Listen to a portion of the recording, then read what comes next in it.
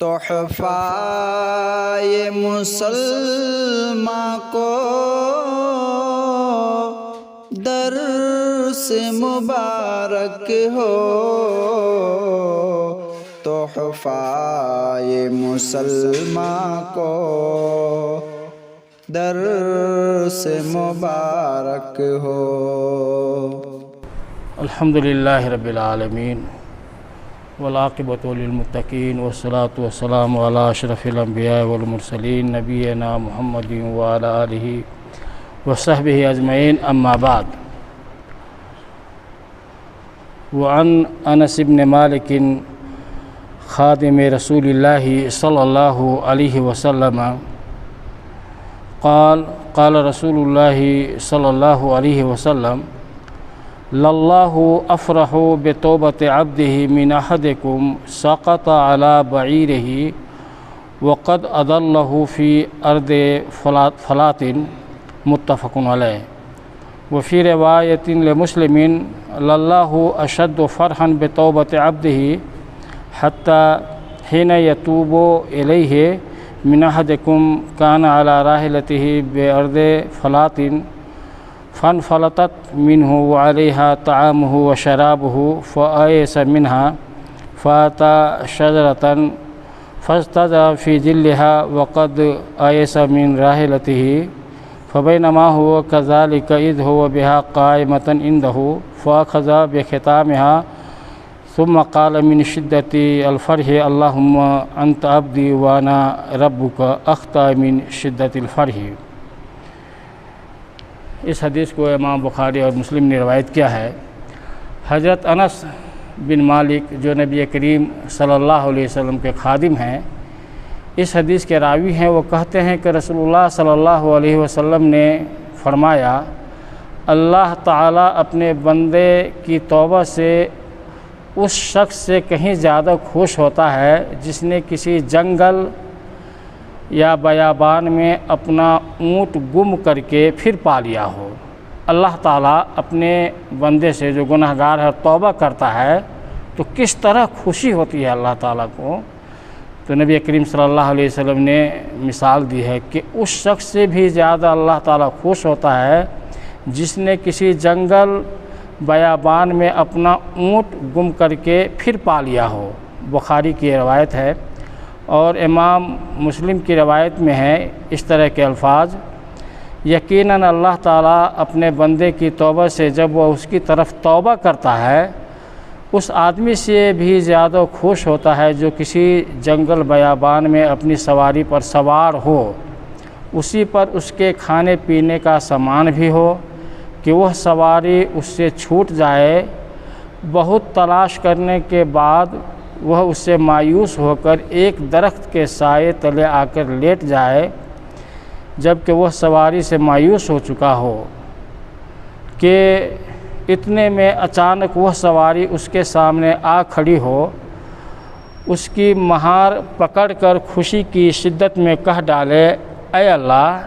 تو میرا بندہ ہے اور میں تیرا رب، فرط خوشی میں وہ غلطی کر جائے۔ اس حدیث کا مفہوم واضح ہے میرے بھائی اور بزرگوں کہ اللہ تعالیٰ اپنے گناہ گار بندے کی توبہ سے کس قدر خوش ہوتا ہے، اس کی مثال ہی نہیں دی جا سکتی ہے، لیکن نبی کریم صلی اللہ علیہ وسلم نے مثال دے کر کے کہ اللہ تعالیٰ کس قدر خوش ہوتا ہے۔ گمراہ بندے جب پلٹتا ہے تو مثال دیا آپ صلی اللہ علیہ وسلم سمجھانے کے لیے اور سمجھنے کے لیے کہ اللہ تعالیٰ کی خوشی کہیں اس آدمی سے بھی زیادہ ہوتی ہے کہ کوئی آدمی ریگستان کا سفر میں ہے، اونٹ پہ ہے، اونٹ پہ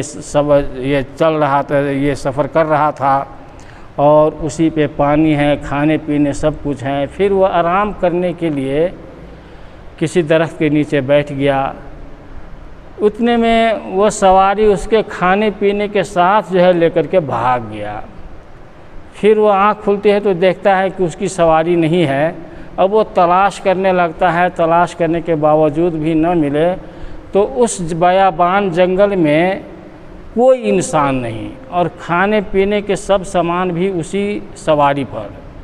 اب اس کے بعد وہ مایوس ہو جاتا ہے کہ موت تو یقینی ہے، چنانچہ وہ موت ہی کے انتظار میں کہ چلو جہاں سے سواری بھاگی تھی وہیں جا کر کے لیٹ جاتے ہیں، تو وہ لیٹ جاتا ہے اور پھر آنکھ کھلتی ہے تو وہ سواری جو بھاگ گئی تھی سامان کے ساتھ وہ پھر اسی جگہ پہ کھڑی ہے۔ تو وہ اتنا خوش ہوتا ہے کہ اللہ کا شکریہ ادا کس الفاظ میں کرتا ہے کہ اے اللہ تو میرا بندہ ہے اور میں تیرا رب ہوں۔ خوشی سے وہ پاگل ہو جاتا ہے کہ تو میرا بندہ ہے اور میں تیرا رب ہوں۔ اور نبی کریم صلی اللہ علیہ وسلم نے فرمایا اخطا من شدت الفرح، کہ وہ بہت خوشی کے عالم میں وہ غلطی کر گیا، پاگل ہو گیا خوشی سے کہ اللہ کو بندہ اور تو میں تیرا رب ہوں۔ اس حدیث سے کتنے جو ہے وہ کیا فائدہ ہمیں معلوم ہوا کہ توبہ سے اللہ تعالیٰ جب بندہ جو ہے توبہ کرتا ہے تو اللہ تعالیٰ کتنا خوش ہوتا ہے۔ دوسری بات یہ ہے ایک اہم چیز جو سمجھنے کی کہ آدمی اگر بغیر قصد اور ارادے کے کوئی گناہ کر لے، کبیرہ سے کبیرہ بڑے سے بڑے گناہ، ارادہ نہیں تھا لیکن وہ کر چکا، تو پھر اللہ تعالیٰ مواخذہ نہیں کرتا ہے، گناہ نہیں دیتا ہے اور نہ اس کی پکڑ ہے۔ یہ آدمی جو صحیح بخاری اور مسلم کی روایت میں ہے کہ وہ آدمی ایسا کفریہ جو ہے وہ الفاظ بولا کہ اللہ کو بندہ کہہ دیا اور وہ خود رب بن گیا۔ ظاہر سی بات اس سے بڑا کفر کیا ہو سکتا ہے؟ فرعون کا تو نعرہ تھا لوگوں کے تعلق سے کہ اے لوگوں میں تیرا رب ہوں، اور وہ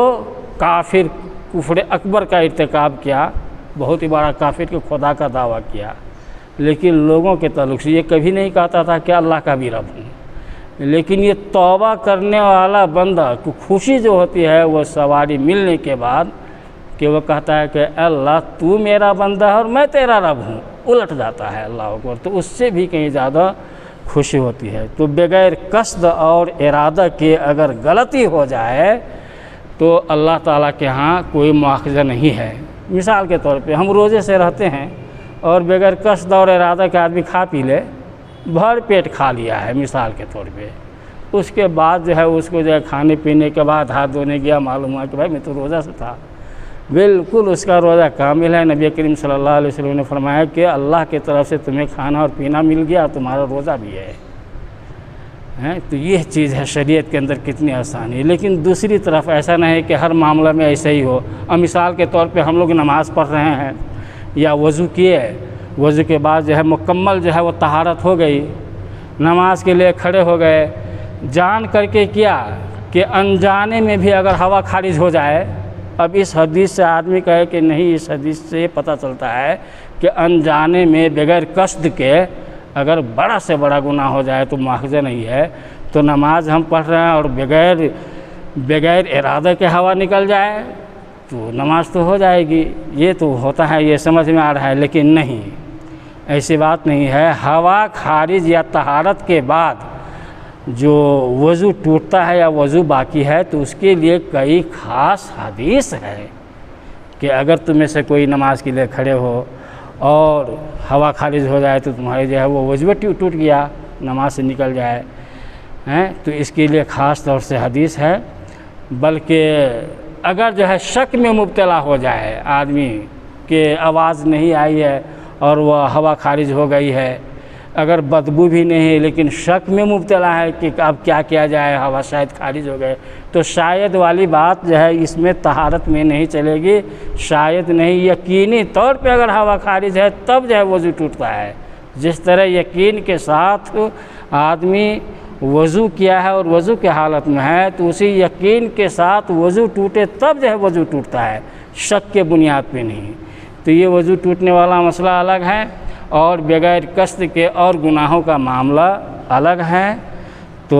اس حدیث سے جو اہم حدیث ہے، نبی کریم صلی اللہ علیہ وسلم نے مثال دے کر کے جو ہے سمجھایا کہ اللہ تعالیٰ اپنے گنہگار بندے جب پلٹتا ہے اللہ کی طرف تو کتنی خوشی ہوتی ہے، کتنی خوشی ہوتی ہے۔ تو اللہ تعالیٰ سے ہم دعا کریں کہ اللہ تعالیٰ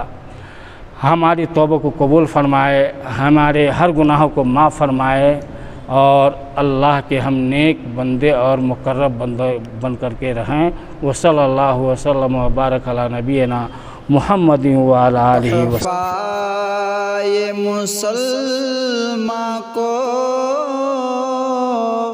درس مبارک ہو، تحفۂ مسلماں کو درس مبارک ہو۔